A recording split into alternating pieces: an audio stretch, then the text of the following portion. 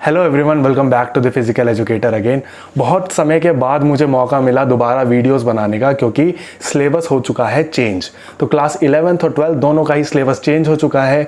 तो अपनी books purchase करने से पहले आप क्रॉस चेक करें कि आपकी जो बुक है वो लेटेस्ट सिलेबस के अकॉर्डिंग है या नहीं है, क्योंकि आपको ज़रूर देखने को ऐसा मिलेगा जो सबसे लेटेस्ट बुक भी पब्लिकेशन हाउस ने इशू करी है वो भी लेटेस्ट सिलेबस के अकॉर्डिंगली नहीं है।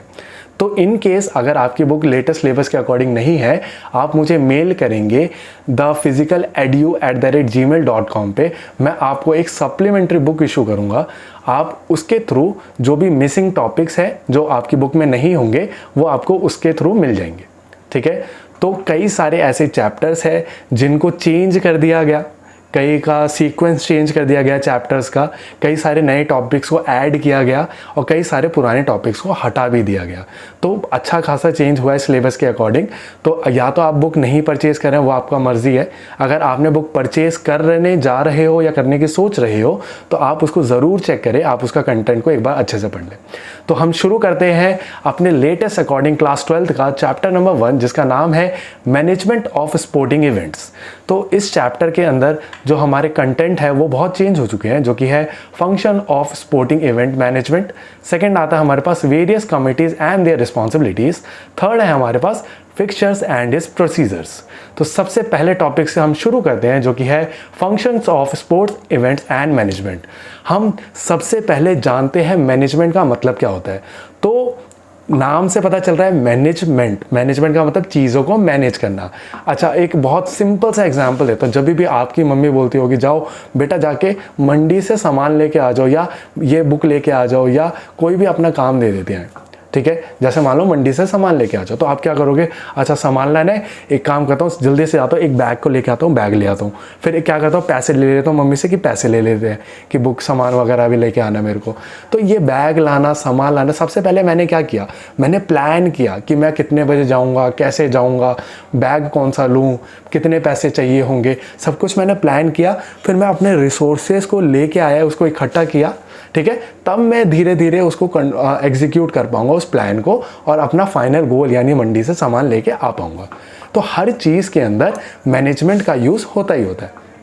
अगर मैं टेक्निकली मीनिंग बताऊं इसका, तो मैनेजमेंट क्या है? मैनेजमेंट एक प्रोसेस है जिसके अंदर प्लानिंग, ऑर्गेनाइजिंग, कंट्रोलिंग होता है, जिसके अंदर जो भी ऑर्गेनाइजेशन है उसके ऑपरेशन को अचीव करने के लिए, टारगेट को अचीव करने के लिए हम चीज़ों को प्लान करेंगे, ऑर्गेनाइज करेंगे, उसके लिए लोगों को अपॉइंट करेंगे, उनको काम समझाएंगे, कंट्रोल करेंगे, उनको डायरेक्ट करेंगे। ये सारे फंक्शंस हम मैनेजमेंट के अंदर करते हैं। तो चीज़ों का मैनेजमेंट केवल और केवल ऐसा नहीं बुकेश है, वो हर पॉइंट पे, चाहे वो कॉमर्स का बच्चा हो, आर्ट्स का बच्चा हो, साइंस का बच्चा हो, या कोई भी पढ़ाई ना करता हो, वो चीज़ों को मैनेज करेगा ही करेगा। ठीक है, तो मैनेजमेंट हर एक पॉइंट पे मिलेगा ही मिलेगा। अब अगर मैं बात करूँ, ये मैनेजमेंट अगर स्पोर्ट्स के अंदर हुए तो इसको बोला जाता है स्पोर्ट्स मैनेजमेंट। ठीक है, अगर स्पोर्ट्स के अंदर हम चीज़ों को मैनेज करते हैं वो उसको कहलाता है स्पोर्ट्स मैनेजमेंट। तो स्पोर्ट्स मैनेजमेंट क्या है? एक प्लान ऑर्गेनाइज करना और अपॉइंट करना, कंट्रोल करना एक स्पोर्टिंग इवेंट को।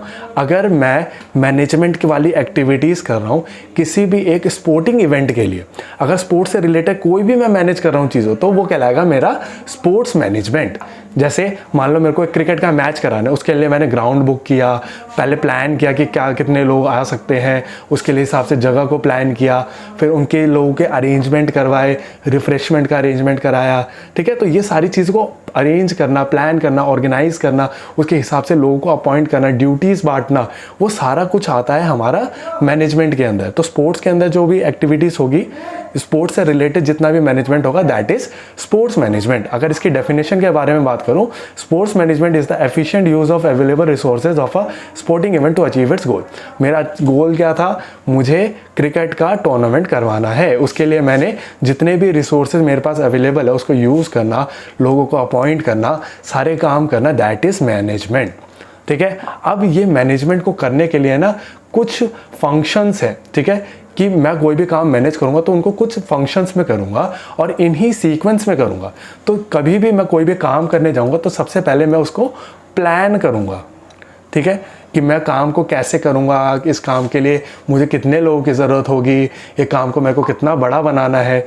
जैसे मान लो अगेन मेरे को एक फ़ुटबॉल का टूर्नामेंट अरेंज करना है, ठीक है, इवेंट को मेरे को करवाना है, तो मेरा फाइनल गोल है इवेंट करवाना। तो सबसे पहले मैंने प्लान किया कि हाँ कहाँ कहाँ से लोगों को बुलाना है, एंट्रीज कहाँ कहाँ से डलवाऊंगा, ठीक है, फिर कितने लोग आएंगे उसको मैं भी प्लान करूँगा, उसके हिसाब से अरेंजमेंट करूँगा, टीम्स को कहाँ पर रुकवाना है वो अरेंज करूँगा, प्राइस के लिए अरेंज करूँगा, डेकोरेशन अरेंज करना, वो सारा मैंने पहले प्लान किया। ठीक है, अब उस प्लान को एग्जीक्यूट करने के लिए मैं क्या करूँगा, चीज़ों को ऑर्गेनाइज करूँगा।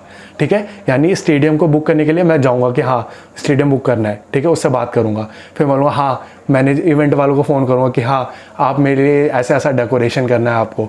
ठीक है, फिर मैं रिफ़्रेशमेंट वालों को फ़ोन करूँगा कि इतने लोग आ सकते हैं तो उनके लिए आपको रिफ़्रेशमेंट तैयार करनी है। ठीक है, अब ये सारे काम मैं अकेला तो नहीं कर सकता, तो मैं क्या करूँगा, स्टाफिंग करूँगा। स्टाफिंग का मतलब लोगों को अपॉइंट करूँगा।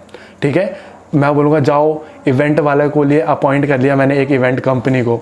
ठीक है, या रिफ़्रेशमेंट के लिए मैंने एक बंदा असाइन कर दिया कि हाँ तू रिफ़्रेशमेंट का काम संभाल, तू लोगों के ट्रांसपोर्टेशन का काम संभाल, तू इन सारे लोगों का मतलब लॉजिंग वगैरह दे कि कैसे आएंगे, उनका स्टे वगैरह का मैनेज कर दे। ऐसे ऐसे करके मैंने सबको काम डिवाइड किया। तो उनके लिए काम डिवाइड करने के लिए मेरे पास लोग होने चाहिए ना, तो मैं एक अप्रोप्रिएट लोग, ठीक है, जो उस स्किल के अंदर स्किल्ड हो, ठीक है, जिनको वो काम करना आता हो, मैं उनको लेके आऊँगा और उनको स्टाफ करूँगा, अपने स्टाफ के अंदर लाऊंगा। ठीक है, तो उनको अपॉइंट करूँगा और फिर उनसे काम कराऊँगा। ठीक है, तो उनको काम पहले क्या करूँगा, मैं डायरेक्ट करूँगा। ठीक है, दैट इज़ डायरेक्टिंग। उनको काम डायरेक्ट करूँगा कि तुम्हें ये काम करना है, तुम्हें वो काम करना है, सबको डायरेक्ट करूँगा। और आखिरी में मैं इन सारी चीज़ों को कंट्रोल करूँगा कि देखूँगा कि हाँ तुमने ढंग से काम किया कि नहीं किया, कि मैंने ये काम बोला था अभी तक क्यों नहीं हुआ। तो ये सारा कुछ कंट्रोल करूँगा, तब मेरा जाके एक प्रॉपर इवेंट हो पाएगा। तो समझा, मोटा मोटा सब कुछ समझ आया। अच्छा, अब थोड़ा सा डिटेल के अंदर देखते हैं। प्लानिंग का मतलब क्या है। Planning in sports meaning designing a programme for the future. अच्छा, प्लान जो होता है ना वो हमेशा फ्यूचरिस्टिक होता है। ठीक है, हम फ्यूचर में क्या करेंगे उसके लिए मैं पहले आज प्लान कर लेता हूँ। ठीक है, दैट इज प्लानिंग। ठीक है, और मैं इसमें अपने पास्ट एक्सपीरियंसेस को यूज़ करूँगा कि मेरे पास मैंने पिछली बार ये इवेंट कराया था, मुझे ये प्रॉब्लम हुआ था, तो मैं अब की बार जो कराऊंगा उसमें ये प्रॉब्लम नहीं होना चाहिए। ठीक है, तो planning is a process of deciding what, when, where, how and by whom the work is to be done. ठीक है, मैं क्या कब काम करूँगा, कैसे करूँगा, कहाँ करूँगा, कौन करेगा ये काम, ठीक है, किस किस को मुझे अपॉइंट करना है, ये सारा काम किसके अंदर आता है, प्लानिंग के अंदर। प्लानिंग के बाद नेक्स्ट था हमारे पास ऑर्गेनाइजिंग। ऑर्गेनाइजिंग का मतलब क्या है, ऑर्गेनाइजिंग जो है ये सेकेंड स्टेप है मैनेजमेंट का। ठीक है, इसके अंदर क्या होता है, मैं चीज़ों को ऑर्गेनाइज करूँगा कि मुझे किन किन कामों को करवाना है, कैसे कैसे करवाना है। तो जो भी मैं जॉब बांटने वाला हूँ ना लोगों को, उसके लिए मुझे उनको रिसोर्सेज भी तो देने पड़ेंगे ना। जैसे कि मैंने अगर मान लो बोला एक इवेंट कंपनी को कि जाओ आपको 1000 लोगों का खाना तैयार करना है, या मतलब रिफ्रेशमेंट वालों को कि 1000 लोगों का खाना तैयार करना है। अब मुझे उनको थोड़ा सा एडवांस भी तो देना पड़ेगा, और उनको या तो उनके लिए रिसोर्सेज लेके आने पड़ेंगे ना कि भाई खाने पीने का सामान लेके आओ, उनके लिए कुछ तो अरेंजमेंट भी तो करना पड़ेगा। तो वो अरेंजमेंट करना, दैट इज़ मैं चीज़ों को उनके लिए रिसोर्सेज को अवेलेबल कराऊंगा, that is organising. Organising determines who will do a distinct job, where and when it will be done. ठीक है, कौन करेगा ये काम, कहाँ से करेगा और कैसे करेगा, तो उसके लिए उसको प्रॉपर रिसोर्सेज देना, ये काम है ऑर्गेनाइजिंग का। ठीक है, नेक्स्ट आता है इसके बाद स्टाफिंग। स्टाफिंग क्या है, staffing is obtaining the best resource for the right job. अब मेरे को जो काम करवाना है उसके लिए जो बेस्ट बंदा है मैं उसको अपॉइंट करूंगा अपनी टीम के अंदर, ताकि वो काम मेरा बेस्ट हो पाए। ठीक है, तो ये काम करवाना दैट इज स्टाफिंग। स्टाफिंग जो है एक ह्यूमन रिसोर्स का काम है कि मतलब लोगों को अपॉइंट करना, दैट इज ह्यूमन रिसोर्स। तो इसको कौन करेगा, एचआर मैनेजर करता है जनरली, ह्यूमन रिसोर्स मैनेजर। जो कॉमर्स वाले होंगे वो ज़्यादा रिलेट कर पा रहे होंगे, लेकिन बाकी लोग भी समझ जाएंगे इस बात को। तो अब लोगों को अपॉइंट करना भी ना एक बार का काम नहीं है। सबसे पहले मैं क्या करूँगा, एडवर्टाइज करूँगा, फिर लोगों का सिलेक्शन करूँगा, फिर उनको प्लेसमेंट दूंगा कि हाँ तुम्हें इस टाइम आना है, फिर उनको रिक्रूट करूँगा, फिर उनको सिखाऊंगा भी। तो काम कई बार होता है, काम सिखाना भी पड़ता है कि इसको ऐसे करना है, इसको ऐसे करना, क्योंकि हर इवेंट अलग तरीके से मैनेज होता है। तो ज़रूरी नहीं है कि वो जो सीख के आया उसके पास जो एक्सपीरियंस हो वो आपके लिए भी यूज़फुल हो। ठीक है, तो आपको पहले तो एग्जैक्टली जो तुम्हारे लिए बेस्ट बंदा है उसको चुनोगे और फिर उनसे बेस्ट टू बेस्ट काम निकलवाओगे अपना। यही काम है मैनेजमेंट का। हमेशा देखना जो भी आपका मैनेजर होता है वो आपसे अच्छे से काम निकलवाता है। ठीक है, बेशक से वो कुछ भी ना आता हो उसको, लेकिन फिर भी उसको एक काम आता है कि आपसे कैसे काम करवाना है। दैट यही रोल होता है आपके मैनेजमेंट का। ठीक है, यही रोल होता है एक मैनेजर का। तो स्टाफिंग करना ये आता है नेक्स्ट। इसके बाद आता है डायरेक्टिंग करना। डायरेक्टिंग के अंदर मेन काम क्या है, उनको अंदर ना डायरेक्टिंग के अंदर मेनली दो एलिमेंट आते हैं कि एक आता है लीडरशिप, दूसरा आता है मोटिवेशन। ठीक है, अब मेरे को किसी काम को बोलना है ना कि उसको करना है, तो मेरे को ना उसको मोटिवेट करने की भी ज़रूरत है कि जल्दी जल्दी कर, फिर तेरे को एक्स्ट्रा पैसा दूंगा। ठीक है, जल्दी करेगा तो और अच्छा काम करेगा तो तेरे को एक्स्ट्रा कुछ दूंगा, तेरे लिए ट्रिप अरेंज कर दूंगा, कुछ भी ऐसा, कुछ भी मतलब उसको ना थोड़ा सा लालच देना। ठीक है, अगर मैं कुछ उसको लालच दूंगा तो क्या होगा, वो उस चीज़ के लेके मोटिवेट हो जाएगा कि हाँ मैं करूँगा तो मुझे ये मिलेगा, तो वो और अपने बेटर एफर्ट्स डालेगा, तो काम जो है वो और बेटर तरीके से एग्जीक्यूट हो पाएगा। ठीक है, और एक लीडर की तरह काम करना है कि मुझे काम करवाना है ना किसी से, तो अगर मैं बॉस बनूंगा ना कि ये काम कर, तो वो नहीं करेगा। ठीक है, किसी से काम करवाना भी आसान बात नहीं होती। जो आपका लीडर होता है वो ऐसा होना चाहिए कि लोग खुद काम करना चाहे, तो मेरे को लोगों को इस तरीके से डायरेक्ट करना है कि वो काम के अंदर इंटरेस्ट ले। ठीक है, उनको लालच दूंगा, उनसे मेहनत करवाऊंगा, उनसे मेहनत करवाऊंगा ज़बरदस्ती। ठीक है, ज़बरदस्ती नहीं, मतलब उनके मन के अंदर से आना चाहिए कि हाँ मेरे को ये करना है। ठीक है, तो वो काम करवाना, दैट इज़ डायरेक्टिंग। ठीक है, तो डायरेक्टिंग के अंदर दो मेन एलिमेंट है, लीडरशिप एंड मोटिवेशन। नेक्स्ट आता है इसके अंदर कंट्रोलिंग। अब मैंने सब कुछ कर दिया है, अब मुझे है ना कंट्रोल करना है। और कंट्रोल करने का मतलब, controlling is the management operation for organisational achievement towards the accomplishment of organisational intention. अब मुझे जो फाइनली टारगेट जो अचीव करना है उसके लिए मैंने काम तो बांट दिया, अब वो काम वो ढंग से कर रहे हैं नहीं कर रहे हैं मुझे देखना तो पड़ेगा। तो मैं क्या करूँगा, जाऊँगा बार बार देखने के लिए कि हाँ भाई रिफ्रेशमेंट वालों तुमने ढंग से काम किया कि नहीं किया, अभी तक इतना सब कुछ नहीं हुआ। फिर मैं बोलूँगा चलो इनको तो बता दिया कैसे करना है। अब फिर जाऊँगा दूसरी तरफ कि हाँ तुमने अभी तक काम क्यों नहीं किया, फिर जाऊँगा किसी और के पास, हाँ तुमने अभी तक काम क्यों नहीं किया। जैसे आपके स्कूल के प्रिंसिपल होते हैं, प्रिंसिपल जो होता है वो कभी काम नहीं करते, क्लासेस में जाके पढ़ा नहीं रहे हैं, वो टीचरों को मैनेज कर रहे हैं कि हाँ आपका क्लास था अभी तक पहुँचे क्यों नहीं, हाँ आपको एग्जामिनेशन ड्यूटी दिया था अभी तक पूरा क्यों नहीं हुआ, हाँ आपको उस काम के लिए आपको अपॉइंट किया था कि लोकल ट्रांसपोर्टेशन देखो बच्चे आराम से घर पहुँच पाए, वो घर क्यों नहीं पहुँच रहे ढंग से। तो प्रिंसिपल का काम क्या है, चीज़ों को कंट्रोल करना। काम बांटा हुआ है उसने, सबको अपॉइंट भी कर रखा है, सब कुछ हो रखा है, अब लेकिन उसको मैनेज भी तो करते रहना है। तो ये कंट्रोलिंग जो है वो यही कंट्रोल है। ठीक है, तो हमें याद रखना है इसको एक सीक्वेंस में। सीक्वेंस याद करने के लिए एक चीज़ देखो, यहाँ पे ये जितने भी है ना, इसको फर्स्ट लेटर जो है POSDC, तो इसको याद रख लो पोस्टडेक के नाम से। ठीक है, POSDC पोस्टडेक, P से प्लानिंग, O से ऑर्गेनाइजिंग, S से स्टाफिंग, D से डायरेक्टिंग और C से कंट्रोलिंग। ठीक है, तो अगर ऐसे याद रखोगे तो आपको याद रहेगा पोस्टडेक यानी planning, organising, staffing, directing and controlling. चलिए नेक्स्ट आते हैं अपने अगले टॉपिक पे जो कि है various committees and their responsibilities. अब मुझे काम जो करवाना है ना वो बहुत सारी कमिटीज़ से करवाना है। अब ये कमिटीज़ कैसी हो सकती है, मतलब कमिटी का मतलब ये है कि मैं अकेला तो सारा काम नहीं कर सकता, तो मैंने काम को ना असाइन किया लोगों के अंदर।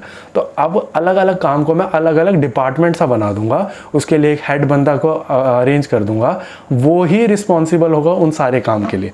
फॉर एग्जाम्पल मान लो मैं हूँ इस एडमिनिस्ट्रेशन डायरेक्टर पे, ठीक है, मैंने अपने अंदर एक एग्जीक्यूटिव कमेटी को हायर कर लिया। इसके अंदर मैंने एक बंदे को हायर कर लिया कि भाई तेरे को सारा काम संभालना है, अगर तू काम नहीं संभालेगा तो मैं तेरा गला पकड़ूंगा, तेरे को मारूंगा।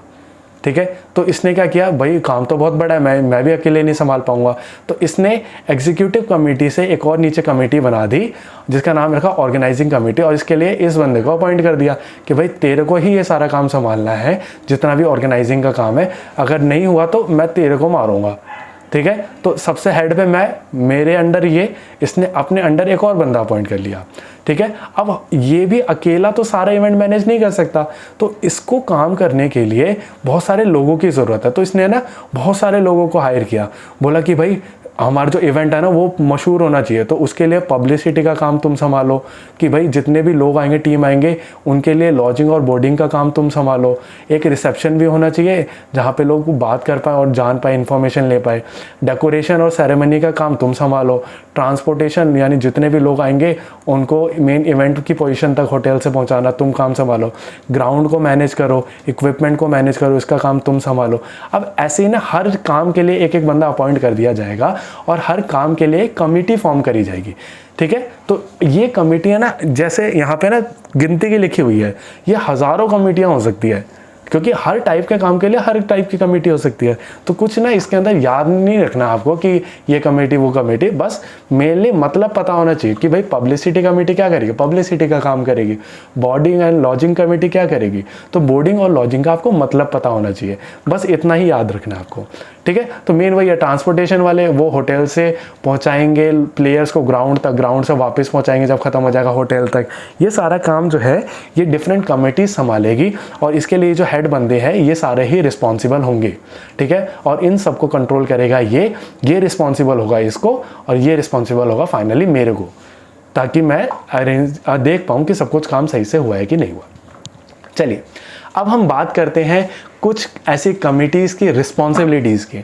अब मैं बात कर रहा हूँ, देखो टूर्नामेंट जो है ना वो एक बहुत बड़ा काम है करवाना, तो इसके ना मैं 3 फेज़ के अंदर बांट देता हूँ। टूर्नामेंट का दिन वाला टूर्नामेंट, ठीक है, टूर्नामेंट से पहले का टाइम पीरियड और टूर्नामेंट से बाद का टाइम पीरियड। एक टूर्नामेंट करवाने के लिए ना, एक दिन का इवेंट करवाने के लिए मुझे कई दिन लग जाते हैं, तो मैं टूर्नामेंट से पहले तैयारी जो करता हूँ that is my pre tournament phase, ठीक है। टूर्नामेंट से पहले का time that is my pre tournament phase. अब इस प्री टूर्नामेंट में भी है ना मुझे कई सारे काम करने पड़ेंगे और वो सारे काम करवाने के लिए और करने के लिए मैं कमिटीज़ का फॉर्म करूँगा और हर कमेटी के लिए एक बंदा साइन करूँगा। तो मेरे पास आएगा ऑर्गेनाइजिंग कमेटी जो सारे इवेंट को ऑर्गेनाइज करेगी, ठीक है, कहाँ पे जगह बनानी है, कौन सा लोगों को अपॉइंट करना है, सारा ऑर्गेनाइजेशन का काम करेगी। फिर आती है पब्लिसिटी कमेटी जो उसको पब्लिक करेगी कि ज़्यादा से ज़्यादा लोग आए, ऑडियंस आए देखने के लिए, तभी तो वो स्पोर्टिंग इवेंट उतना ज़्यादा सक्सेसफुल होगा।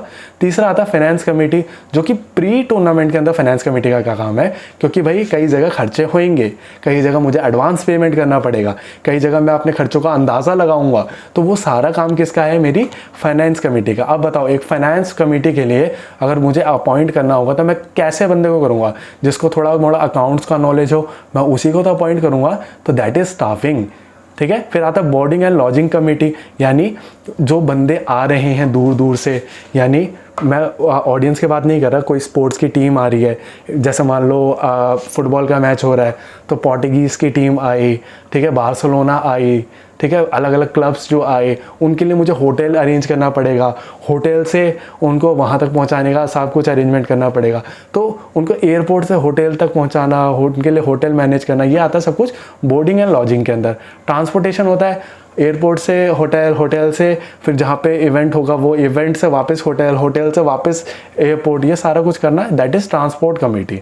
फिर आता है डेकोरेशन एंड फंक्शन कमेटी जो कि डेकोरेशन का काम करेगी। एंट्रीज एंड प्रोग्राम कमेटी जो कि टीम की एंट्रीज़ को लिखेगी कि हाँ भाई ये सारी टीम आ चुकी है, ये सारी टीम को और आना है, तो उन सब की एंट्रीज़ को रखेगी ना, तभी तो वो जो शीट बनाते हैं, ठीक है, कि किसका मैच किसके साथ होने वाला है, जो फिक्चर्स बनाते हैं, तो उसको मैं बना पाऊंगा जब मेरे पास एंट्रीज़ का रिकॉर्ड होगा, ठीक है। फिर आता है प्लेग्राउंड एंड इक्विपमेंट कमेटी। अब जो मैं गेम करवाने वाला हूँ उसके लिए इक्विपमेंट भी तो होना चाहिए। अगर मैं फुटबॉल का इवेंट करा रहा हूँ, मेरे पास फुटबॉल ही नहीं है, ठीक है, तो मैं रिस्पॉन्सिबल किसको बनूंगा, जो उस कमेटी का हेड होगा मैं उसको पकड़ूंगा। फिर आता है कमेटी फॉर ऑफिशियल्स। अब ऑफिशियल्स भी तो आएंगे, उनके लिए भी अरेंजमेंट करना है, उनको भी पेपर चाहिए होगा, माइक चाहिए होगा, जो भी चाहिए होगा उन सब के लिए अरेंजमेंट करना, दैट इज़ ऑफिशियल के लिए committee, committee for official. Purchase committee जो चीज़ों को खरीदने का काम करेगी। फर्स्ट एड कमेटी को भी अरेंज करके मैं पहले ही रख दूंगा टूर्नामेंट से कि एट अ टाइम मेरे को कोई दिक्कत ना हो। सेकेंड आता है इसके अंदर अब ड्यूरिंग टूर्नामेंट, जब टूर्नामेंट चल रहा होगा ना तब भी वो काम, बहुत सारे मैनेजमेंट के लोग हैं वो काम करते रहते हैं, ऐसा नहीं टूर्नामेंट चल रहा है सारे मज़े ले लो, वो सारे काम कर रहे हैं, ठीक है। अब कौन कौन बंदा काम कर रहा है, ऑर्गेनाइजिंग कमेटी ध्यान रखेगी कि सब कुछ सही तरीके से चल रहा है कि नहीं चल रहा। ट्रांसपोर्टेशन कमेटी ध्यान रखेगी कि सारे प्लेयर पहुँचे कि नहीं पहुँचे, ठीक है, किनको और मुझे लेके आना है, किनको वो मुझे वापस छोड़ के आना है। बोर्डिंग एंड लॉजिंग कमेटी ध्यान रखेगी कि हाँ सारे प्लेयर वापस उनके लिए हो गया, होटल उनके लिए कितने दिन तक और बुक करना है, ये सब।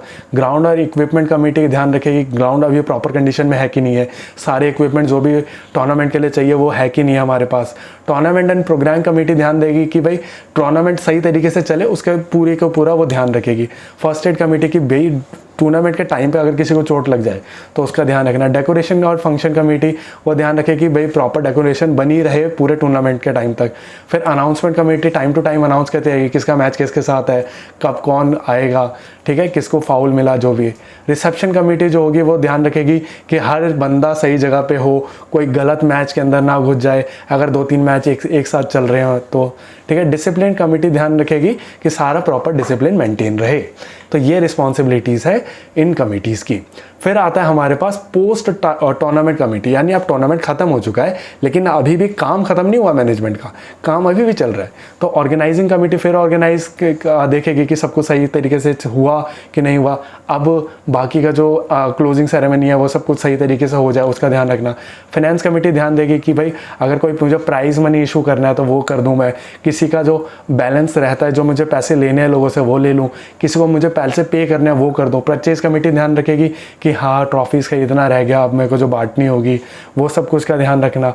ट्रांसपोर्ट कमेटी अब वहाँ से स्टेडियम से वापस उनको होटल तक पहुँचाने का काम करेगी।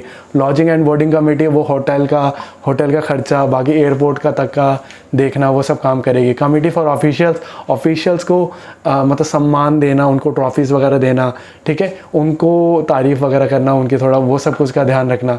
फर्स्ट एड कमेटी का काम ख़त्म हो जाएगा लेकिन फिर भी मतलब पोस्ट टूर्नामेंट किसी को कोई इंजरी ना हो जाए तो उसके लिए तब भी वो वहाँ पे रहेंगे कि भाई बहुत सारे लोग होते हैं, कई बार किसी को चोट लग जाए, कोई गिर जाए, कुछ भी, तो उसके लिए ध्यान रखेगी। प्राइज़ कमेटी होगी जो कि प्राइज़ डिस्ट्रीब्यूशन का काम करेगी। प्लेग्राउंड एंड इक्विपमेंट कमेटी ध्यान रखेगी कि भाई सारे इक्विपमेंट जो भी हम लेके आए थे वो मैं वापस लेके जाऊं, प्लेग्राउंड जो है वो बहुत ज़्यादा ख़राब हालत में ना कर दूं क्योंकि हो सकता है आगे भी कोई इवेंट हो, ठीक है। डिसिप्लिन कमेटी आखिरी में देखती रहेगी कि सारा डिसिप्लिन मेंटेन रहे। तो देखो हर काम के लिए एक पूरा इवेंट सोचो, उसके अंदर जो भी काम हो सकता है उसके लिए उसके पीछे कमेटी वर्ड लगा दो, वो एक कमेटी बन गई, ठीक है। उसके लिए एक बंदा असाइन कर दूंगा जो उस कमेटी को संभालेगा। तो हर काम के लिए एक कमेटी अपॉइंट होती है और उसके लिए एक पर्सन अपॉइंट होता है जो कि उसकी कुछ रिस्पॉन्सिबिलिटीज़ होगी उसी कमेटी से रिलेटेड। मैं ये नहीं बोल सकता प्राइस कमेटी को कि हाँ भाई तुमने ट्रांसपोर्टेशन का काम क्यों नहीं संभाला, वो बोलेगा ट्रांसपोर्टेशन वाले से पूछो, मुझसे क्या पूछ रहे हो, मेरे को तो ये ड्यूटी नहीं थी, ठीक है। तो बस हर एक कमेटी की उसी चीज़ से रिलेटेड ड्यूटी है और वो उसी चीज़ के लिए रिस्पॉन्सिबल है, बस इतना ध्यान रखना आपको। और बाकी कमिटीज़ का नाम भी नहीं, बेसिक कमिटीज़ का नाम याद रख लो और बाकी जो भी वर्ड आएगा उससे ही आप समझ जाओगे ये क्या काम करना चाह रहे हैं। ओके, चलिए अपना नेक्स्ट टॉपिक आता है फिक्सचर्स एंड इट्स प्रोसीजर्स। तो सबसे पहले हम बात करते हैं टूर्नामेंट की कि मतलब क्या होता है टूर्नामेंट का। तो टूर्नामेंट ना एक कंपटीशन होता है जिसके अंदर बहुत सारे कॉम्पिटिटर्स आते हैं और आपस में पार्टिसिपेट करते हैं किसी भी गेम या स्पोर्ट्स के अंदर। बहुत बेसिक सा जस्ट जनरल आइडिया दे रहा हूँ, ठीक है।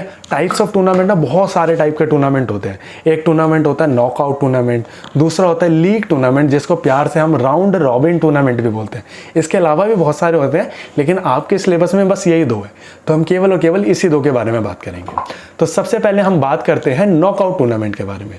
ये एक ऐसा टूर्नामेंट होता है जिसके अंदर एक टीम अगर वो एक बार हार जाए ना तो वो बाहर हो जाती है, वो एलिमिनेट हो चुकी है और उसको कोई दूसरा मौका नहीं मिलेगा खेलने का। जैसे कि देखो अभी IPL वगैरह चल रहे हैं, तो आपने अगर IPL वगैरह देख रहे होगे तो आपको पता होगा कि भाई अगर कोई भी टीम एक बार हार जाती है तो इसका मतलब ये नहीं वो बाहर ही होगी, ठीक है, क्योंकि वो तो कई मैचेस खेलते हैं ना, 3-3 4-4 मैच खेलेंगे, फिर उनका स्कोर शीट बनेगा, फिर हम स्कोर के हिसाब से देखेंगे कि हाँ ये तो अब भी खेल सकती है, ठीक है। लेकिन ऐसा तो नहीं होगा ना कि वो एक मैच हारते हैं हम बोल के नहीं घर भागो, ठीक है। जिन मैचेस के अंदर ऐसा होता है कि एक बारी हारने के बाद हम उसको भगा देते हैं कि भाई अब तुम टूर्नामेंट से बाहर, तो उसको बोलते हैं नॉकआउट टूर्नामेंट, ठीक है। यानी उनको कोई दूसरा मौका नहीं मिलेगा खेलने का, ठीक है, उनको एक ही बार के अंदर अपना बेस्ट परफॉर्मेंस देना है। आगे बढ़ने से पहले अगर अब तक का वीडियो आपको अच्छा लगा हो तो इस वीडियो को लाइक करें, चैनल को सब्सक्राइब करें और बेल आइकन दबाएं ताकि आपको लेटेस्ट अपडेट मिलती रहे। अब देखो जैसे कि मान लो 4 टीम थी, team A, B, C and D, ठीक है। टीम A और B का मैच हुआ और मान लो टीम A एलिमिनेट हो गई और टीम B जो है वो सेकेंड राउंड में पहुंच गई, ठीक है। अब टीम C और टीम D का मैच हुआ, टीम D एलिमिनेट हो गई और टीम C जो थी वो सेकंड राउंड के अंदर पहुंच गई। अब राउंड 2 के अंदर जो सेकंड राउंड में पहुंचे हैं उन्हीं को दोबारा मौका मिलेगा खेलने का क्योंकि वो जीते हैं। अब जो टीम A हार चुकी है इसको कोई दोबारा मौका नहीं मिलेगा राउंड 2 में आने का, ठीक है। अब बी और सी का मैच हुआ जिसके अंदर टीम बी जीत गई, तो अब सी जो है वो हार चुकी है। अब इन सब में से किसी को कोई दोबारा मौका नहीं मिलेगा कि ये दोबारा से उस टूर्नामेंट के अंदर पार्टिसिपेट कर पाए। This is called knock out tournament, ठीक है। अब इसके फ़ायदे क्या हैं? आप सोचो, अगर आपको पता हो कि भाई यही एग्ज़ाम है, इसके अंदर पास हुआ तो हुआ, नहीं तो फेल है, 1 साल और पढ़ना पड़ेगा मेरे को, तो मैं क्या करूँगा, अपना बेस्ट जितना मैं जान लगा सकता हूँ उतनी जान लगाऊंगा।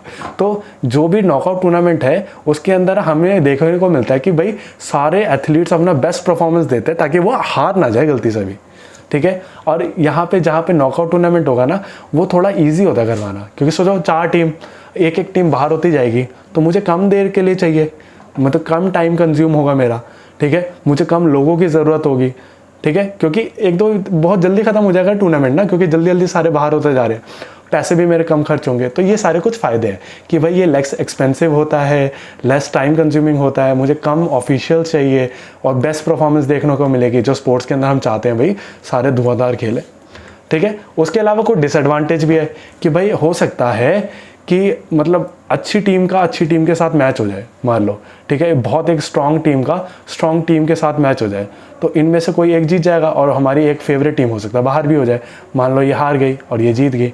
और एक हो सकता है कि दो फुद्दू टीम का मैच हो जाए, तो एक फुद्दू टीम जीत जाएगी जो कि इतना अच्छा नहीं खेलती, मान लो ये हार गई और ये जीत गई। आखिरी में फाइनल में मज़ा ही नहीं आएगा, क्योंकि सोचो एक ये इतनी स्ट्रॉन्ग टीम है और ये फुद्दू सी टीम है, तो मुझे पता ही है ये हारेगी, ठीक है। तो मतलब कई बार ऐसा हो सकता है कि मतलब एंड तक ना वो गेम इंटरेस्टिंग ही ना रहे, तो ये इसका एक बहुत बड़ा डिसएडवांटेज है कि तो लॉस ऑफ स्पेक्टेटर का इंटरेस्ट खत्म हो सकता है, क्योंकि इस टाइम में, इस फाइनल में, जहाँ पे एक बहुत वीक टीम हो और एक बहुत स्ट्रॉन्ग टीम हो, उनका मैच देखने में मज़ा नहीं आएगा, ठीक है। तो ये चीज़ें हमें समझनी है। अब आता है इसके अंदर लीग टूर्नामेंट जो है वो पहली बार सोचा था मिस्टर बर्जर ने, जिसको राउंड रॉबिन टूर्नामेंट भी बोला जाता है प्यार से। इसके अंदर हर एक प्लेयर को ना दूसरा मौका मिलता है खेलने का, ठीक है। ऐसा नहीं होगा एक बार खेलते ही वो बाहर हो जाएगा, उसको दूसरा मौका मिलेगा खेलने का, ठीक है। अब ये जो लीग टूर्नामेंट होते हैं ना, ये 2 टाइप के होते हैं, एक को बोला जाता है सिंगल लीग टूर्नामेंट, दूसरा होता है डबल लीग टूर्नामेंट, ठीक है। देखो लीग टूर्नामेंट का एक बहुत बड़ी खासियत है, हर एक टीम हर दूसरी टीम के साथ एक ना एक मैच ज़रूर खेलेगी। जैसे हमने नॉकआउट टूर्नामेंट के अंदर क्या देखा था, टीम ए, बी और सी और डी थी, टीम ए और बी का मैच हुआ और सी और डी का मैच हुआ। ए ने क्या सी के साथ खेला क्या कोई भी मैच? नहीं खेला। ए ने क्या डी के साथ खेला क्या कोई भी मैच? नहीं खेला। तो ये मौका नहीं मिलता हमें नॉकआउट टूर्नामेंट में, जबकि लीग टूर्नामेंट के अंदर हमें ये मौका मिलता है। तो चलिए चलते हैं सबसे पहले टाइप, जिसका नाम है single league tournament. Single league tournament ये टूर्नामेंट है जिसके अंदर हर एक टीम को दूसरी टीम के साथ खेलने का मौका मिलेगा एक बारी, यानी एक टीम हर टीम के साथ खेलेगी एक एक मैच, ठीक है। This is called single league tournament.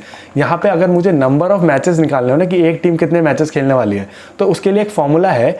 Formula बोलता है n+1 ठीक है, जहाँ पे n जो है वो नंबर ऑफ टीम है कि कितने नंबर ऑफ टीम खेल रही है, ठीक है। इस फॉर्मूले के अकॉर्डिंग मैं निकाल सकता हूँ कि कितने नंबर ऑफ टीम्स जो है वो कितने मैचेस खेलने वाली है, ठीक है, एक टीम कितने मैचेस खेलने वाली है। उसके बाद आता है हमारे पास डबल लीग टूर्नामेंट, जिसके अंदर हर एक टीम को 2 मौके मिलेंगे, एक मौका मिलेगा 2 बार मौका मिलेगा एक टीम के साथ खेलने का। मतलब मान लो अगर 4 टीम है ए, बी, सी और डी, तो ए को बी के साथ खेलने का 2 बार मौका मिलेगा और ए को सी के साथ खेलने के बाद 2 बार मौका मिलेगा, डी के साथ 3 बार मौका मिलेगा, तो ऐसा चलता रहेगा, ठीक है। तो 2-2 मौके मिलेंगे हर एक टीम के साथ खेलने का। This is called double league tournament. अब इसके अंदर फॉर्मूला जो था वो क्या हो जाएगा, जो इसके नीचे (2) था वो हट जाएगा, जो सिंगल लीग के अंदर था। फॉर्मूला रह जाएगा n(n-1), ठीक है, जहाँ पे n जो है वो नंबर ऑफ टीम को इंडिकेट करता है, ठीक है। चलिए अब जानते हैं एडवांटेजेस लीग टूर्नामेंट के बारे में। तो सोचो जहाँ पे एक बंदा इतने टीम के साथ इतने मैचेस खेल रहा है, तो हमेशा जो डिजर्विंग टीम है, जो कि एक स्ट्रॉन्ग टीम है, जिन्होंने एक्चुअल में मेहनत करी है, वही आगे जाएगी। क्योंकि कभी भी ऐसा नहीं होगा कि वीक टीम सबको हरा दे, सबके से ज़्यादा पॉइंट ले आए, ऐसा कभी नहीं मौका मिलेगा, ठीक है। एक टीम को मैक्सिमम अपॉर्चुनिटीज़ मिलेगी कि अगर तुम एक्चुअल में काबिल हो ना तो अपनी काबिलियत दिखाने का मौका मिलेगा, ठीक है। ऑफिशियल्स को भी मतलब अगले मैचेस के अंदर इंटरेस्ट आएगा, जो स्पेक्टेटर्स है वो भी इंटरेस्टेड रहेंगे मैचेस के अंदर, और टीम जो है और जो प्लेयर्स है उनको दूसरा मौका भी मिलेगा अपनी परफॉर्मेंस को सुधारने का। अगर पहले 2 मैचेस खराब रहे तो आगे आने वाले में हो सकता है इंप्रूव कर जाए और बहुत कुछ एक्स्ट्राऑर्डिनरी करके दिखा दे। तो ये सारा कुछ बेनिफिट है हमारे पास लीग टूर्नामेंट का। लेकिन इसी के साथ साथ हमारे पास कुछ इसके नुकसान भी है कि भाई एक बंदा 2 बंदों के साथ खेलेगा, एक बार खेलेगा, तो उसके अंदर टाइम लगेगा, पैसा लगेगा, और ज़्यादा टाइम और पैसा लगेगा पार्टिसिपेंट का भी। ठीक है, हो सकता है कई बार अपने फंड पे लोगों को खेलना पड़ता है मैचेस। जैसे कि आपने देखा होगा फुटबॉल वाले जो है वो तो चलो स्पॉन्सर्ड हो जाते कई बार, लेकिन कोई जो इंडिविजुअल गेम्स हैं कई बार जब उतने लेवल पे प्लेयर नहीं पहुंचता तो वो अपने फंड पे सारा कुछ खेलता है, तो वो उसके लिए बहुत एक्सपेंसिव हो जाएगा अगर वो लीग टूर्नामेंट में जाएगा। मान लो अगर मैं जैसे एक टाइकोंडो प्लेयर, मान लो मेरे को चेन्नई जाके खेलना है कोई मैच, अब वो लीग टूर्नामेंट चल रहा है, मुझे एक हफ्ते तक चेन्नई रहना पड़ेगा, तो मेरे लिए तो ज़्यादा टाइम कंज्यूमिंग हो गया, मेरे को एक हफ्ते का रहना पीना भी देखना पड़ेगा अपना। ठीक है, तो मेरे लिए तो एक्सपेंस बढ़ गया ना। तो इसीलिए लीग टूर्नामेंट जो होता है वो कई बार पार्टिसिपेंट के लिए भी एक्सपेंसिव हो जाता है। हमें ज़्यादा ऑफिशियल्स का ज़रूरत होगा क्योंकि एक ही बंदा इतने दिन तक लगातार इतनी देर तक काम नहीं कर सकता, तो मुझे ऑब्वियसली ज़्यादा लोगों का ज़रूरत होगा। Loss of moral and continuous losses, अगर कोई बंदा 1-2 मैच लगातार हार जाएगा ना तो वो वैसे ही घबरा जाएगा कि आगे आने वाले भी मैचेस में हार जाऊंगा, तो इसके लिए उसको डर बैठा रहेगा। ठीक है, तो ये कुछ नुकसान थे हमारे लीग टूर्नामेंट के। चलिए अब बात करते हैं कि भाई जो भी ये टूर्नामेंट थे जिन्हों की भाई हमने बात करी, उनके फिक्चर्स को कैसे ड्रॉ किया जाता है। सबसे पहले मैं बात कर रहा हूँ कि नॉकआउट टूर्नामेंट के फिक्चर को कैसे ड्रॉ किया जाएगा। तो हम कुछ स्टेप्स को फॉलो करेंगे बारी बारी से, केवल आपको स्टेप को फॉलो करना है और आप एक नॉकआउट टूर्नामेंट का फिक्चर बना दोगे। तो सबसे पहले क्या करो, काउंट कर लो नंबर ऑफ टीम्स कितनी है, चेक करो कि ये जो नंबर ऑफ टीम है वो 2 की पावर में आती है कि नहीं आती है। तो 2 की पावर, जैसे मैं बोलो 2 लिखा, 2 की पावर 1, 2 की पावर 2, 2 की पावर 3, तो 2 की पावर 3 मतलब 2 3 बार रिपीट होगा। तो ये 2 की पावर 3 बार रिपीट होना, दैट इज़ 8। तो ये 2 की पावर में आते हैं कि नहीं आती नंबर ऑफ टीम। अगर 2 की पावर में आती है या नहीं आती, मैं ये चेक करूँगा। इन केस अगर वो 2 की पावर में आती है तो हम पहुंच जाएंगे स्टेप नंबर 2 पे। अगर वो 2 की पावर में आती है तो मैं क्या करूँगा, डिवाइड करूँगा नंबर ऑफ टीम को 2 इक्वल हाफ्स के अंदर, और या अगर बहुत ज़्यादा नंबर ऑफ टीम होगी तो मैं उनको 4 हिस्सों में भी बांट सकता हूँ। ठीक है, और वो मैं कैसे बांटूंगा, जितनी भी नंबर ऑफ टीम होगी मैं डिवाइड कर दूंगा उसको 2 से। अगर मुझे उसको 4 पार्ट के अंदर डिवाइड करना है तो नंबर ऑफ टीम को मैं डिवाइड कर दूंगा 4 से। ठीक है, इससे मेरे पास क्या आ जाएगा कि टोटल नंबर ऑफ टीम्स को जितनी भी थी मैंने उसको 2 या 4 इक्वल हिस्सों के अंदर बांट दूंगा। ठीक है, उसके बाद मैचेस को मैं डिसाइड करूंगा by the draw of lots. ठीक है, बस सिंपल सा।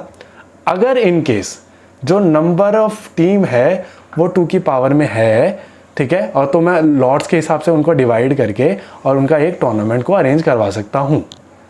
ठीक है, अगर वो 2 की पावर में है तो। ठीक है, इन केस जो नंबर ऑफ टीम है वो 2 की पावर में नहीं है तो मुझे क्या करना पड़ेगा, मुझे उनको 22 देनी पड़ेगी। अब ये 22 क्या होता है, जैसे कि मान लो यहाँ पे ध्यान दो, राउंड नंबर 1 है। राउंड नंबर 1 में अगर आपने ध्यान दिया होगा तो टीम ए और टीम बी का तो मैच हुआ, जिसके अंदर टीम ए हार गई और टीम बी को आगे जाने का मौका मिल गया। ठीक है, राउंड 2 के अंदर। लेकिन ध्यान दिया होगा आपने, टीम सी ने राउंड नंबर 1 तो खेला ही नहीं, ये सीधा और सीधा राउंड नंबर 2 में आ गई। ये कैसे, इसी चीज़ को बोला जाता है बाय देना। बाय देने का मतलब क्या है, उसका एक राउंड को स्किप करके उसको आगे बढ़ा देना। ठीक है, इसको बोला जाता है बाय देना। अब ये बाय तब दी जाती है जब टोटल नंबर ऑफ टीम जो है वो 2 की पावर में नहीं है। अब ये तो बोलेंगे लोग कि भाई ये तो गलत भी हो सकता है, पार्शियलिटी हो सकती है कि भाई टीम ये बोलेगा भाई मैं तो 2 मैच खेल लेते, ठीक है, मतलब मेरे को तो फाइनल में जाने का मौका ही नहीं मिला क्योंकि मेरा तो मैच हो गया, लेकिन सी का तो मौका मिल गया। तो हमने क्या करते हैं, हम रैंडमली टीम्स को प्लेस करते हैं। ऐसा नहीं होता कि एक अरेंजमेंट में प्लेस होगा, हम रैंडमली किसी भी हिसाब से प्लेस करते हैं उनको, और बाय देने का तरीका को हमने फिक्स कर रखा है। ठीक है, थर्ड स्टेप क्या है हमारे पास, divide the total number of team in 2 halfs. ठीक है, अगर 2 की पावर में नहीं है तो उसका ये स्टेप नंबर 3 है। ठीक है, जो 2 की पावर में थे उनका तो काम यहीं पे ख़त्म हो गया। जो 2 की पावर में थे उनका काम यहीं पे ख़त्म हो गया कि भाई सारा कुछ लॉट वॉट हमने बना दिया, by the draw of lots हमने ये डिसाइड कर लिया, उनका मैचेस वैचेस कराया और हमारे पास विनर आ गया। 2 की पावर में जो थे अगर नंबर ऑफ़ टीम, तो उसका काम तो यहीं ख़त्म हो गया। अगर वो 2 की पावर में नहीं थी तो उनका काम आगे बढ़ेगा कैसे, भाई इक्वल नंबर ऑफ़ टीम को मैं 2 इक्वल हाफ्स के अंदर डिवाइड करूँगा। अब इक्वल तो हो नहीं सकते वो हाफ, तो मैं क्या करूँगा, अगर मतलब 16 से ज़्यादा हो जाती है तब भी मैं हाफ्स में 2 हाफ्स के अंदर डिवाइड करना, वो इक्वल नहीं हो सकते क्योंकि नंबर ऑफ़ टीम 2 की पावर में नहीं है। तो मैं क्या करूँगा, अब मैं करूँगा एक अपर हाफ बनाऊँगा, अपर हाफ के अंदर मैं डालूंगा n+1/2 का फॉर्मूला, और एक लोअर हाफ बनाऊंगा जिसके अंदर मैं n-2 का फॉर्मूला डालूंगा। अब जैसे मान लो 5 थी number of team A B C D N E, अब मैं इसको 2 इक्वल हाफ में तो बांट ही नहीं सकता, अब मैं टीम को C को आधा तो काट नहीं सकता। तो मैं क्या करूँगा, पहले वाले में 5 टीम थी तो मैं लिखूँगा 5 + 1/2 दैट इज़ 6/2 दैट इज़ 3। तो मैं क्या करूँगा, पहले हाफ के अंदर 3 टीमें, ये 3 टीमें आ गई पहले हाफ के अंदर, बाकी ये 2 टीम आ गई दूसरे हाफ के अंदर। ऊपर वाले को बोला जाता है अपर हाफ और नीचे वाले को बोला जाता है लोअर हाफ। ठीक है, तो मैं 2 हाफ्स के अंदर उनको डिवाइड कर दूंगा। नेक्स्ट स्टेप जो आता है हमारे पास आता है कि नंबर ऑफ बाइस को कैलकुलेट करना। मैंने बोला कि अगर 2 के पावर में नहीं होगी तो मुझे 22 देनी है। अब मैं नंबर ऑफ 22 में को कितने लोगों को 22 देनी पड़ेगी ये भी तो काउंट करना पड़ेगा। तो उसके लिए मैं क्या करूँगा, total number of team minus highest number of power of 2। ठीक है, next highest number of power of 2। जैसे कि एक क्वेश्चन देते हैं, ठीक है, समझने के लिए, कि मान लो टोटल नंबर ऑफ टीम है हमारे पास 5, तो भाई टोटल नंबर ऑफ टीम की जगह तो मैंने लिख दिया यहाँ पे 5। ठीक है, अब 5 जो है वो 2 के मतलब पावर में तो नहीं आता। ठीक है, तो मैं क्या करूँगा, अगर 2 की पावर 1 देखूँगा दैट इज़ 2, तो भाई वो तो 5 से छोटा है, मैं इसको ले ही नहीं सकता। मैं देखूँगा 2 की पावर 2 क्या होता है, दैट इज़ 4। अब भाई ये भी 5 से छोटा है, इसको भी नहीं ले सकता। मैं देखूँगा भाई 2 की पावर 3 क्या होता है, दैट इज़ 8। अब ये जो 8 है ये 5 को एक्सीड कर चुका है, तो जो भी इससे नेक्स्ट हाईएस्ट पावर ऑफ 2 होगा, 2 की पावर 3 इस 8 जो कि 5 से ज़्यादा है, और मतलब 5 से जो मतलब जस्ट ज़्यादा, जो भी नेक्स्ट आया, 4 जो था वो छोटा बढ़ गया, इसका जो नेक्स्ट होगा तो वही हमें नंबर लेना है। ठीक है, तो मैं यहाँ पे क्या लूँगा, next highest power of that is 8, power of 2 is 8, और ये number of team that is 5, तो मेरा पास आंसर आ गया 3। इन केस अगर कोई भी नेगेटिव साइन आता है तो हम उसको इग्नोर कर देंगे, बस इसको ध्यान रखना है। ये होता है हमारे पास नंबर ऑफ 22। तो ये इसके अंदर, जिसके अंदर 5 टीम थी, हमारे पास नंबर ऑफ 22 निकल के आए 3, यानी मुझे 3 टीम को 22 देना पड़ेगा, उनका एक राउंड स्किप करके उनको अगले राउंड में पहुँचाना पड़ेगा। ठीक है, नेक्स्ट, अब ये बाई किस हिसाब से दी जाती है, तो मैं पहली बाई जो है वो देता हूँ last team of the lower half को। तो हमने याद करो, हमने पूरी टीम को 2 हाफ्स के अंदर डिवाइड किया था, तो जो हमारा जो नीचे वाला हिस्सा है लोअर हाफ, उसकी लास्ट टीम को मैं फर्स्ट बाई दूंगा। तो यहाँ पे देखो फर्स्ट लिखा हुआ है, पहली बाई इसको दूंगा। सेकेंड बाई दी जाती है first team of the upper half, तो अपर हाफ के अंदर जो इसकी फर्स्ट टीम होगी उसको मैं सेकेंड बाई दूंगा। ठीक है, थर्ड बाय दी जाती है वो दी जाती है first team of the lower half. तो हाफ देखो, हाफ यहाँ पे इसकी जो फर्स्ट टीम आई यानी यहाँ पे, इसको मैं दूंगा। फिर आता है fourth last team of the upper half, फिर मैं यहाँ पे दूंगा। और अगर आगे भी बाई देने की ज़रूरत पड़ रही है ना, 4 से ज़्यादा बाई हो रही है, फिर मैं इसी ऑर्डर में कंटिन्यू करूँगा कि भाई 4 बाई यहाँ पे होगी, फिफ्थ क्या देनी है मेरे को, सबसे नीचे वाली लोअर हाफ में, फिर सबसे ऊपर वाली अपर हाफ में, फिर सबसे second team of the lower half, फिर last team of the upper half. ऐसे मैं चलता रहूँगा, इसी पैटर्न में कंटिन्यू करता रहूँगा जब तक मेरे नंबर ऑफ बाईस मेरा जितना था वो ख़त्म ना हो जाए। ठीक है, इसको बोला जाता है बाय का प्लेसमेंट करना, और ये ऑर्डर आपको याद रखना पड़ेगा। ये एग्जाम पॉइंट ऑफ व्यू से बहुत ज़्यादा इंपॉर्टेंट है, क्योंकि अगर आपको फिक्चर ड्रॉ करने को आए, जो कि आता ही है जनरली, तो आपको इन बाय को याद रखना पड़ेगा। ठीक है, अगर अब मैं कुछ इंपॉर्टेंट कैलकुलेशन बता रहा हूँ जिसके हिसाब से क्वेश्चंस आ सकते हैं कि भाई नंबर ऑफ मैचेस निकालो एक टूर्नामेंट के अंदर, नॉकआउट टूर्नामेंट के अंदर, जो एक टीम को खेलना पड़ सकता है। तो नंबर ऑफ मैचेस का फॉर्मूला है कि भाई नंबर ऑफ मैचेस -1 कर दो, यानी नंबर ऑफ टीम -1 कर दो, यानी n-1 कर दो। तो अगर मान लो 12 टीम पार्टिसिपेट कर रही है और मैं निकालना है कि एक बंदा कितने मैचेस खेलेगा, तो मैं क्या करूँगा, 12 - 1 कर दूंगा। ठीक है, दैट इज़ 11 मैचेस, यानी एक टीम 11 मैचेस खेलेगी। सिंपल। नेक्स्ट आते हैं इसके बाद कि भाई मेरे को टोटल नंबर ऑफ राउंड निकालना है कि एक टीम कितने राउंड्स खेलने वाली है।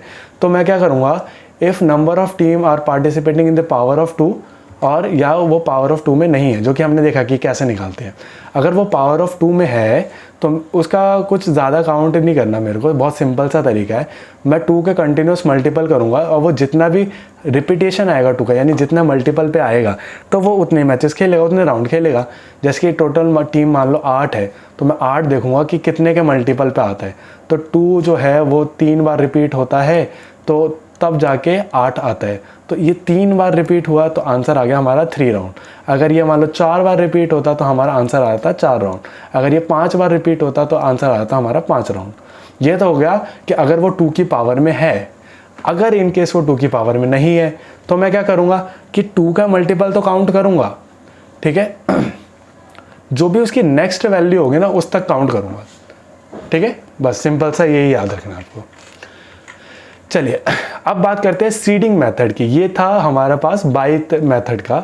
अब हम बात करें सीडिंग मेथड की। तो सीडिंग मेथड होता है कि भाई नॉकआउट टूर्नामेंट के अंदर हमने देखा कि भाई स्ट्रॉन्ग टीम एक साथ मैच आ सकता है, तो एक साथ 2 स्ट्रॉन्ग टीम आपस में ना खेल ले, तो इसके लिए हम ना उनको अपर हाफ और लोअर हाफ के अंदर अलग अलग बांट देते हैं, स्ट्रॉन्ग टीम और लोअर टीम को।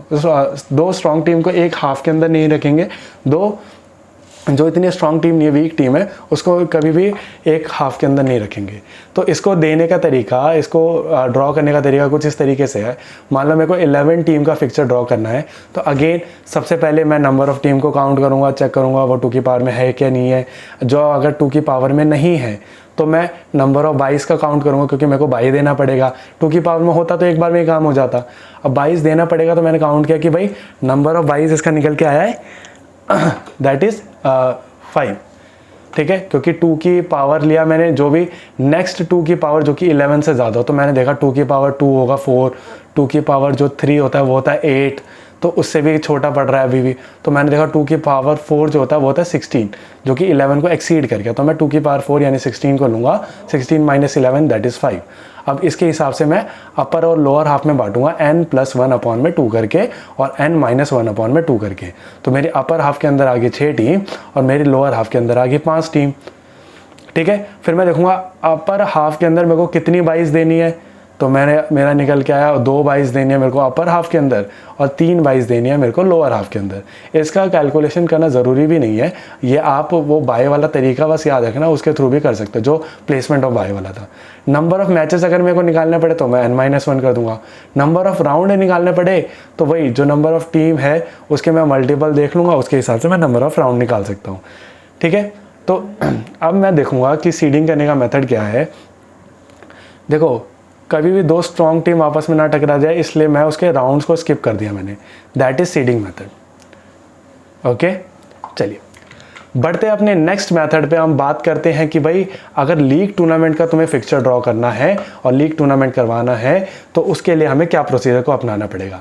तो लीग टूर्नामेंट जो है वो 3 टाइप के होते हैं, जिसको एक बोला जाता है टेब्यूलर मेथड से जिनको करवाया जा सकता है, एक लीग टूर्नामेंट साइक्लिक मेथड से करवाया जा सकता है और एक लीग टूर्नामेंट स्टेयरकेस मेथड से करवाया जा सकता है। तो सबसे पहले हम बात करते हैं अगर मुझे साइक्लिक मेथड से करवाना है, तो अगर जो हमारी नंबर ऑफ़ टीम है वो 2 की पावर में है, ठीक है, या इवन नंबर ऑफ़ टीम्स है जो 2 के मल्टीपल में, पावर में नहीं, यहाँ पे हम बात करें मल्टीपल में। अगर हमारी नंबर ऑफ़ टीम 2 के मल्टीपल में है तो मुझे क्या करना है, तो यहाँ पे देखो मैं टीम नंबर 1 को उसकी जगह पे फिक्स कर दूंगा, उसको एक जगह पे फिक्स कर दिया, वो मूव नहीं होगा। देखो ये मूव नहीं होगा, कोई सा भी राउंड आ जाए ये मूव नहीं होगा, ठीक है।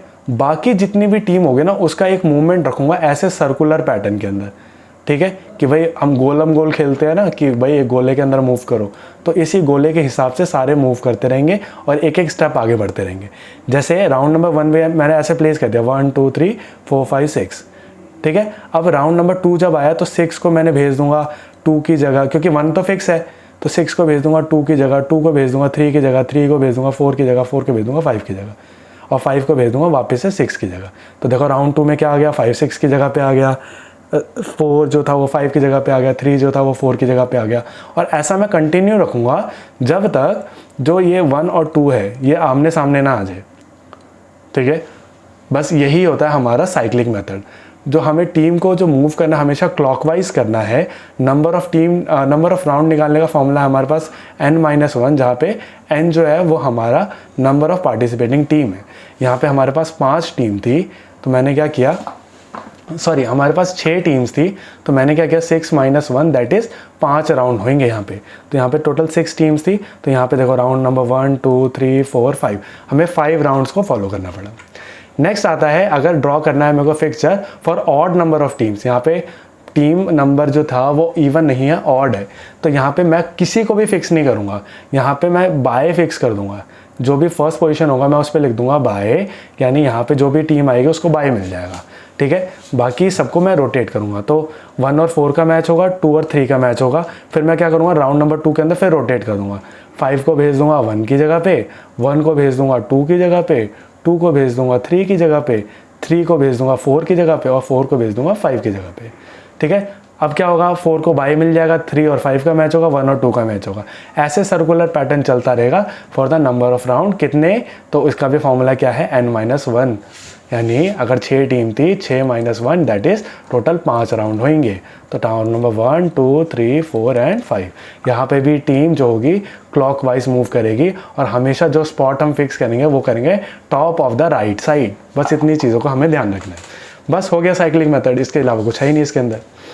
अब साइक्लिक मेथड से क्या होगा, अगर मुझे टोटल नंबर ऑफ मैचेस निकालने की एक बंदा कितने मैच खेलने वाला है, तो उसका फॉर्मूला क्या है n-1/2, ठीक है, जहाँ पे n जो है वो नंबर ऑफ टीम है। अगर नंबर ऑफ टीम 6 है तो 6 -1/2 दैट इज 6 - 1 करूँगा तो आएगा यहाँ पे 5, 5 को और 6 को मल्टीप्लाई करूँगा 5 6 30 और 2 का 2 आ गया यहाँ पे, दोनों को डिवाइड करके आया तो 15 मैचेस, ठीक है। अब ड्रॉ करने का तरीका, तो अगर मेरे को स्टेयर केस बना के दिखाना है तो वो था, हमने अभी तक बात करी थी साइक्लिक मेथड की, अब बात करते हैं हम स्टेयर केस मेथड की। तो स्टेयर केस मेथड के अंदर क्या करना होता है, ऐसे स्टेयर्स बना के दिखाना होता है। तो सबसे पहले 1 को फिक्स कर दो और 1 के साथ जितने भी बंदे हैं ना, जितने भी मैचेस होने वाले हैं, बाकी सब सारी टीम का नाम लिख दो। तो 2 3 4 5 6 7 8 9 सबका नाम लिख दिया। फिर 1 को तो फिक्स कर चुका था मैं, अब मैं 2 को फिक्स कर दूंगा। अब देखो 2 का मैच 1 के साथ तो हो गया, ठीक है, और 2 अपने साथ तो खेलेगा नहीं। अब बारी आती है 3 की, तो 3 4 5 6 7 8 9 तक लिख दूंगा। फिर आ जाऊंगा मैं 3 को फिक्स कर दूंगा। अब देखो 3 का मैच 2 के साथ भी हो गया और 1 के साथ भी हो गया। अब 3 खुद के साथ तो खेलेगा नहीं, तो 3 का मैच होगा 4 5 6 7, ऐसे चलता रहेगा और आखिरी तक केवल और 8 और 9 का लास्ट में मैच होएगा, ठीक है। यहाँ पे किसी को भी कोई बाई नहीं दी जाती, चाहे वो इवन नंबर ऑफ टीम हो या ऑड नंबर ऑफ टीम हो। बस सिंपल सा है स्टेयर केस मेथड।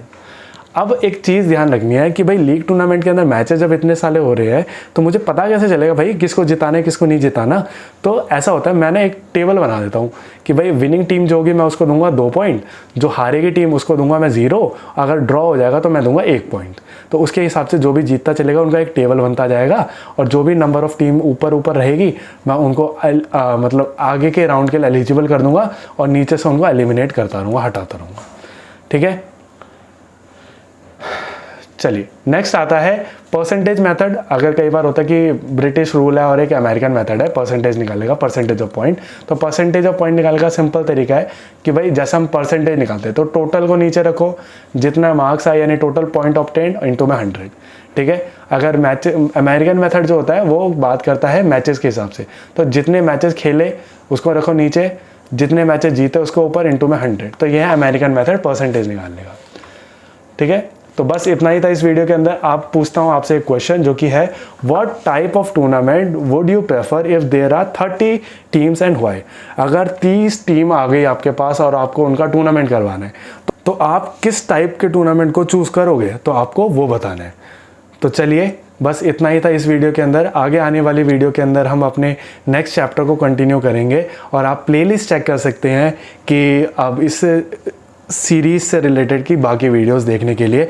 अगर आपको पीडीएफ चाहिए तो आप मुझे मेल करो मेरी जीमेल आईडी पे, आप मुझसे कनेक्ट हो सकते हो बातें करने के लिए इंस्टाग्राम के ऊपर @भला इंसान पे।